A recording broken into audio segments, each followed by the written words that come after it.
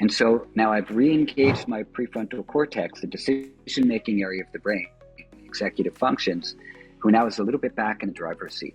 It says, breathe slowly. Now, the fear centers of the brain, the amygdalas, they start to shrink a little as the breathing slows down and you enter into calm states.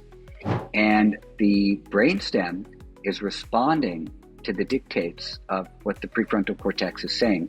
And so it changes the messaging then, which is going down to the adrenals. Mm-hmm. And so it basically short circuits or stops the signaling of the HPA axis, puts you back in the driver's seat of your nervous system, and it stops the release of these harmful substances that you don't need. Now, adrenaline and norepinephrine are not harmful substances. We need them for everyday use. But when they're produced, they become toxic in the system. Yeah. Interestingly, in our prefrontal cortex, we have a tremendous amount of receptors for cortisol. And so when we're releasing adrenaline and cortisol into the bloodstream, when there's too much cortisol, which is a substance which helps us perceive danger, be aware of danger, we have too much in our bloodstream, the excess has to go somewhere. Where does it go?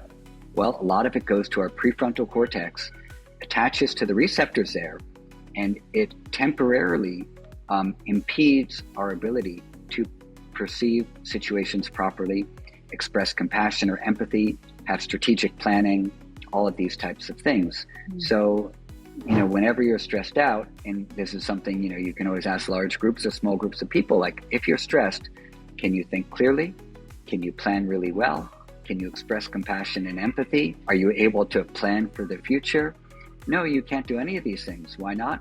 Those functions are temporarily impaired because cortisol is blocking up those circuit pathways. Mm. So to release that, quickest way to do it, slow breathing. It begins to put you back in the driver's seat of your prefrontal cortex just by choosing to take a slow breath. And it happens instantly.